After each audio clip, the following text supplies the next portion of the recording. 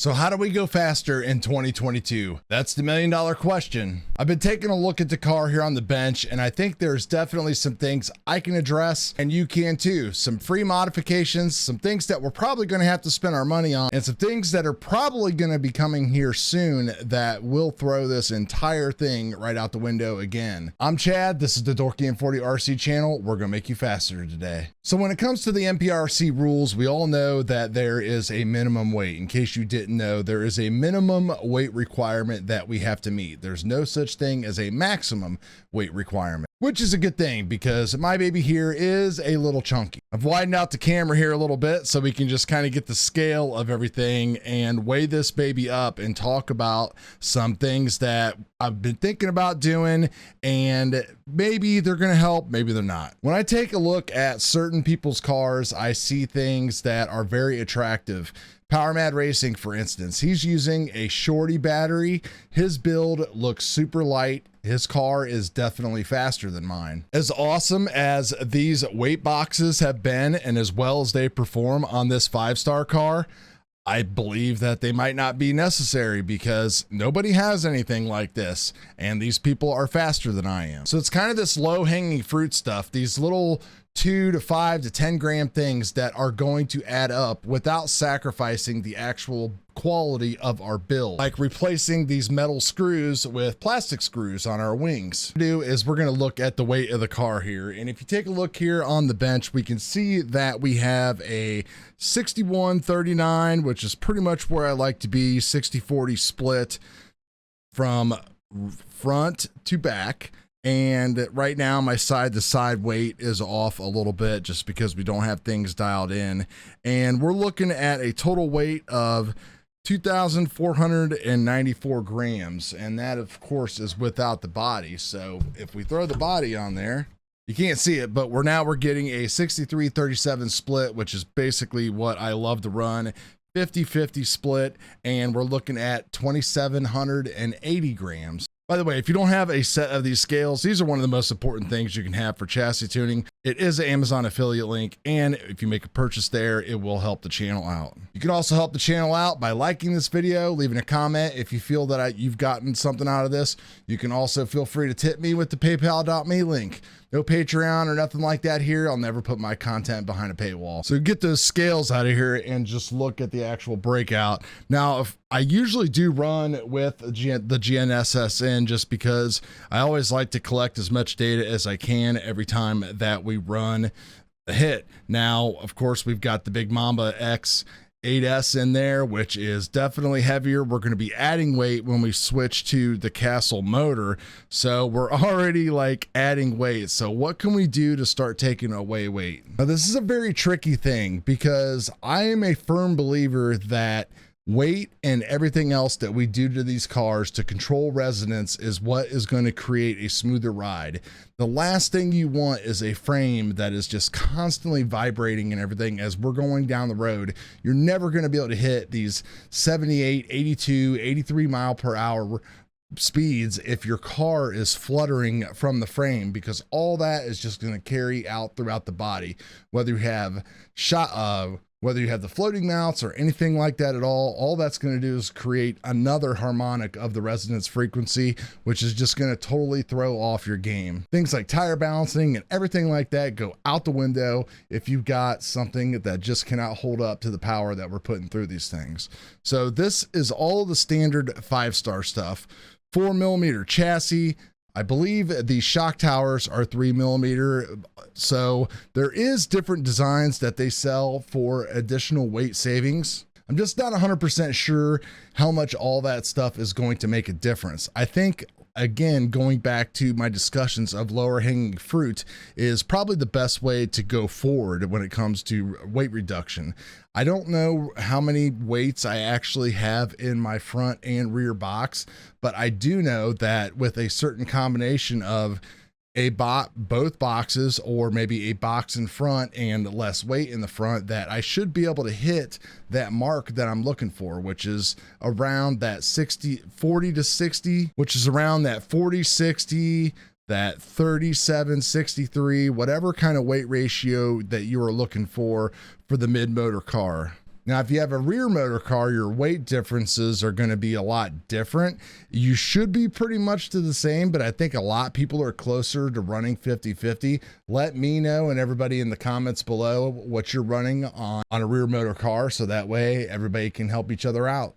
Now, one of the other things I did was when I purchased this wheelie bar upgrade, the Swiss cheese wheelie bar upgrade from 5-Star, I actually got it with the 3mm sides, and they offer one with 2mm, so we can definitely save a lot of weight back here on the back. I have their replacement 3mm chassis. They actually have this chassis in 4mm for called the Weight Watcher, which does have material removed all throughout, and that might be something to consider. But again, it's like, do you want to spend the money for not much of a result? Where else can we save weight? One thing that I really am trying to focus on is not adding metal to the car. I do have their adjustable rear arms, and they're made out of aluminum. They've got brass inserts. You know, I probably would never put that kind of stuff because I'm assuming that 2 of those with the brass is going to weigh more than if I start removing boxes and stuff. There's also a weighted box right here that has that's completely full of their little tungsten weights. This is probably 150 to a couple hundred grams that's inside there that could be replaced. We can also do things like replace the tires. These are the regular DEs right here. I have their shorter version that just came in the mail the other day that we'll be putting on the car.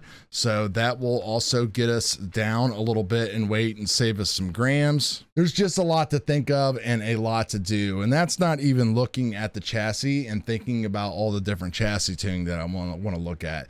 That's enough for like a whole nother video or like 5 videos, because as I look at my chassis, I am super happy with the way everything is.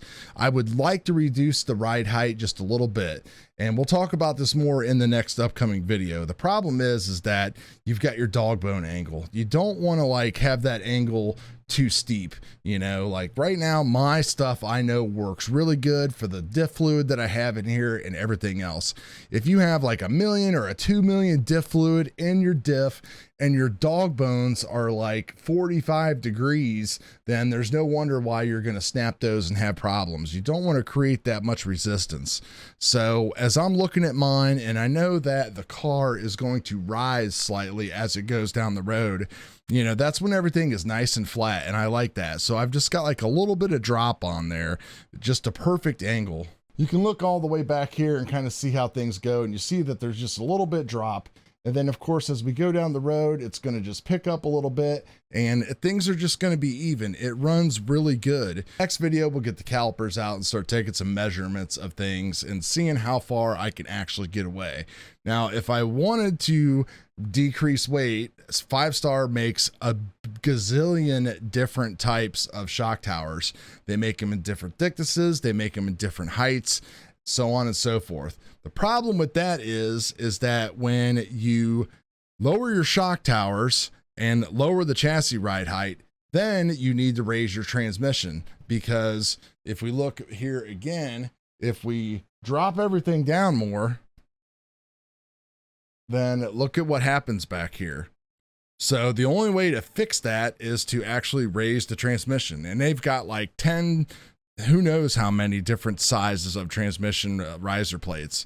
Inside here, it's hard to see, but when you build a kit, pretty much every kit has it. There's actually another carbon fiber plate that goes in between the transmission and the actual frame itself to just give yourself a little bit of rise. Then the other thing that we have to consider is like shock height and everything else like that. My shocks are pretty good right now. I am using fronts on the front and the back, the regular AE B6 buggy shocks. So you might have to go and look for another type of a shock. This is probably the advantage of a pre-made car like the Apollo or something like that, because they've kind of figured out a lot of this stuff already for you.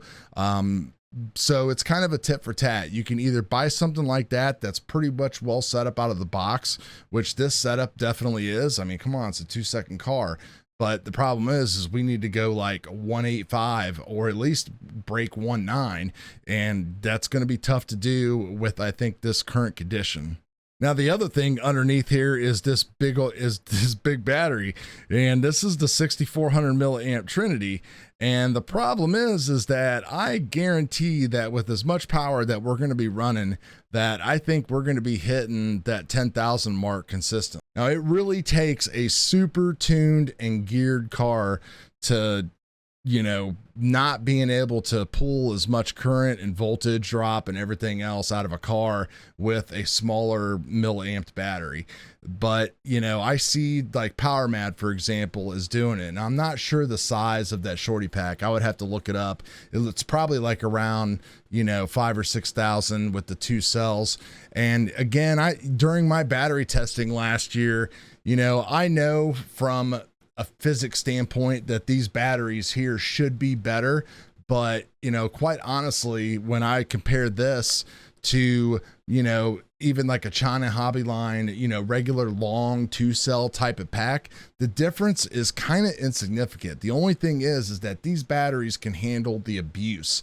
Those 2-cell batteries cannot. They literally puff like crazy after just a few hits because they just can't handle it. Maybe a higher quality battery like a Trinity or something, I think that PowerMad runs would be a good way to go, but we'll see. He's getting ready to swap to a DRK too, so I'm pretty excited to see what he's going to do with that. I would love to have a second real chassis like this instead of having the DRK inside my DR10. You know, I love the DR10. It was the first car, well, you know, besides the Slash, it was really the first car that got me, you know, going and everything with that whole DR10 combo just a year ago. It's hard to believe how fast we've came. So I've already got the low profile servo, things are light. We got the Pro Mod body coming, the new GTR. So we'll be able to trim some more weight off of that. And that body should be lighter than the Corvette body. So, you know, I'm a big Street Outlaws fan, and I've been watching this season, and a lot of them have talked about how they've went to just more powerful and lighter setups. And I think we all know that a lot of that stuff does transfer over to the car if we can keep the power to the ground. I heard them kick around numbers of around 10%. They didn't say actually 10%, but I believe when I heard someone said that they went from like 3,200 pounds to like around 3,000 pounds or 2,900 pounds or something like that. You know, I know the number is somewhere around that 8 to 10% mark. So there's a lot of things we could do, but it's just, yeah, I've really scratched my head on what I want to do. Because at the end of the day, I still want the car to run and perform, and I think we can get a lot out of it with just a few minor tweaks. Got Voodoo tires coming, we got some different prep coming, we got the body coming, we can get rid of a little bit of this unnecessary weight, get the GNS off there and stuff, so that will save us. If we can cut like 200 grams right off the top somehow, there might even be some places on here where we don't even need screws, or there might be places like I'm looking here on the bumper where we have 8mm screws and 6mm will be okay, because we've got so much of a screw sticking out. I've been doing this kind of stuff on my mini quads for years to try to reduce weight. There's a weight that those things just perform perfectly at with a power to weight ratio and disc loading ratio. So I've done things like the titanium screws and cutting off screw heads and everything else. So now that I'm actually just kind of like talking to you and sitting here looking at this thing, you know, there is a lot of extra little things that we can do. That's a big thing. Some of these screws just don't need to be here. So I think the first thing that you'll see when you come back is that we're going to probably find a different way to mount the GNSS, get it out of this case. I like having it in the car, but you know, we just don't need it for weight. We need to save some weight. We'll have smaller tires.